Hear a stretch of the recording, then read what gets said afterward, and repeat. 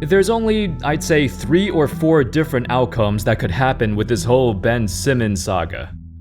Well, to be honest, I think there's only one realistic outcome, but since I have a slight bit of hope, we'll go over a couple of ways this could turn out. As of this video, Ben Simmons' reputation and essentially his entire career is in jeopardy. I know that saying his career is in jeopardy seems like a stretch, because as much as we like hating him, he's still a good player, an all-star. But doing what he's doing, refusing to talk to the organization, showing up to practice and refusing to, practice, getting thrown out by the coach, getting suspended, getting hammered by your co-star, these are the type of things that get players blackballed from the league. Now, I don't think Ben Simmons will get blackballed, simply due to his talent, but nobody's ever gonna look at him the same way. How's it going, folks? My name's Andy, and today, let's take a look at a few possible outcomes of the Ben Simmons situation. Which one of these is most likely to happen, and which one is best for his career? Also, if you enjoyed the video, make sure to subscribe. If you like the content, drop a sub or a like, and thank you so much for the support. Outcome number 1. Force a trade. This is, in my opinion, the best way to move on from everything. If I were Ben Simmons, I would force a trade, and not just demand one since he already did that, but literally do everything in your capacity to make the team want to trade you, which he's kinda been doing already to no success. The issue is, the Sixers can play this game too. As long as he's under contract, they could do whatever they wish. Over the past year, Daryl Morey and the Sixers front office have been trying to trade him, but judging from their demands, I don't think the Sixers are serious in trying to trade him. Either that or they're delusional and think Simmons is worth more than he actually is. Let's take a quick look at these ridiculous demands from a while back. From the Warriors, they wanted Andrew Wiggins, James Wiseman, plus the number 7 and 14 picks. From the Raptors, they wanted Lowry, Van Vliet, OG Anunoby, plus the 4th pick. They asked the Spurs for 4 first-round picks plus 3 first-round pick swaps, along with either Keldon Johnson or DeJounte Murray.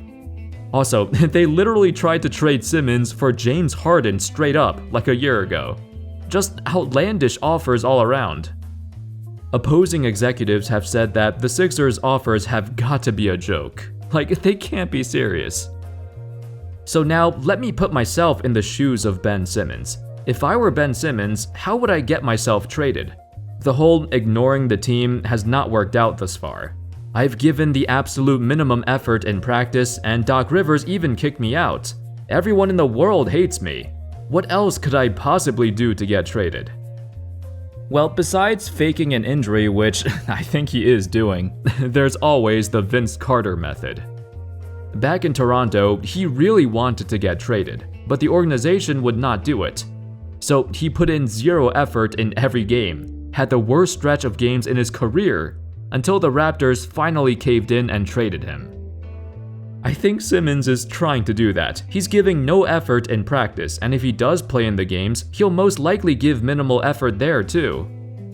If I were a betting man, I would say Ben Simmons will be traded before the end of the 2021-22 season. Regardless of how it happens, this is the most likely outcome. And I think this would be best for his career too. He needs a fresh start.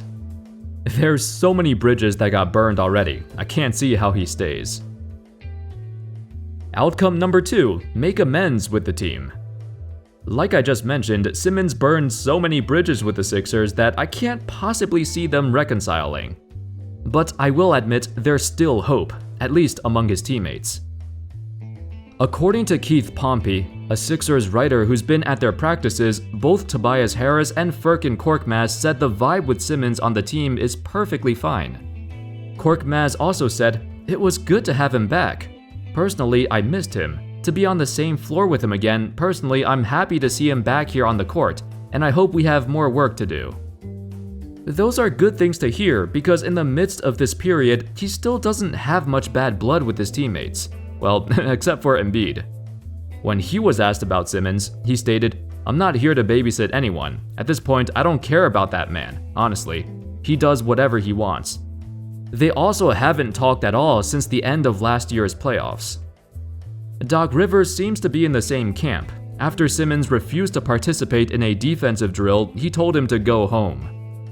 I guess there's some mixed feelings about him, but it's not completely over. We hear the bad stories more than the good ones, and I feel like there's still hope for reconciliation. Regardless, the fact that Ben actually showed up for training camp was a step in the right direction. A report stated, "It is currently unclear if and when Simmons will actually suit up and play for the 76ers. But this recent development is a major stride towards that happening."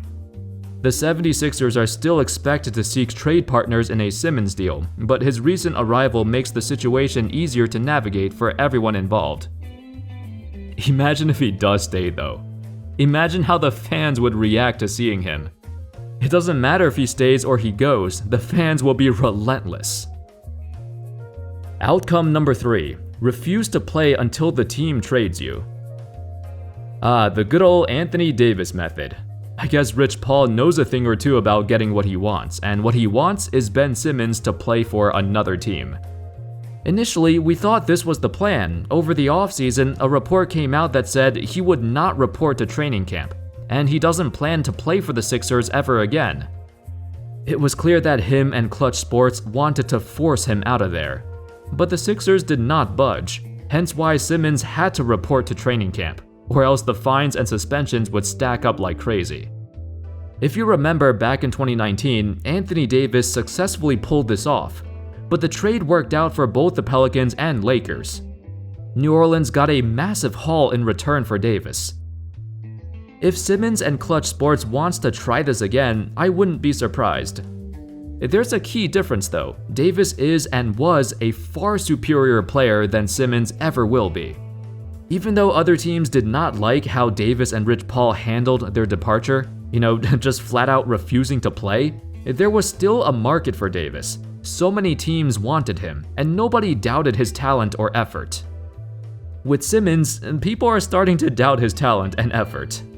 After a lackadaisical playoff run where he seemed so passive, so unmotivated, plus the fact that he still hasn't developed any semblance of a jumper since his rookie season, other teams just don't see the value in trading for a guy who not only abandoned his team, but he has a clear lack of motivation and lack of improvement. An article by Jack Maloney of CBS Sports put it nicely. The interesting thing about this situation is that usually when players hold out, it's because they're trying to force a trade and the team wants to keep them. In this case, the Sixers would be happy to move on from Simmons. The problem for them is they have zero leverage in trade negotiations, because every other organization know they're stuck. It's well known the Sixers want to get an all-star caliber player back for Simmons, but right now there's nothing like that on the table. So I'm not sure he could pull off what Anthony Davis did. Plus, the Sixers have shown that they mean business. They've already fined him $360,000 per every preseason game he missed. From what I remember back then, the league fined Anthony Davis just $50,000 one time, and the Pelicans themselves did not fine him for sitting out. Outcome number 4. Do what Kyrie did. This is basically impossible now since I believe Simmons is already vaccinated, but it's an interesting thought. If we compare both of their situations, Kyrie is benefiting from not getting the vaccine. The dude is literally staying at home while getting paid $35 million a year. I mean, it just seems unfair. How is an unvaccinated Kyrie getting paid his full salary to do absolutely nothing, while Simmons had to eat that massive preseason fine? And even though he doesn't have to play for the Sixers, he still has to come in and keep in contact. I'm not defending Simmons, but the rules seem so inconsistent from team to team. Of course, this last option is just purely hypothetical, though it's funny to think about. I'm not actually being serious with this one. Anyway, those were some possible outcomes of the whole Ben Simmons dilemma. I think he'll most likely get traded at some point before the 2022 deadline. Granted, even with all the burned bridges, the Sixers have struggled to find a trade for him, so they might be stuck with each other. Let me know your thoughts in the comments. If he does get traded, where do you see him going? To a California team? To LA? I don't know, but thank you all so much for watching. I hope y'all enjoyed the video, and of course, as always, I'll see you next time. Peace.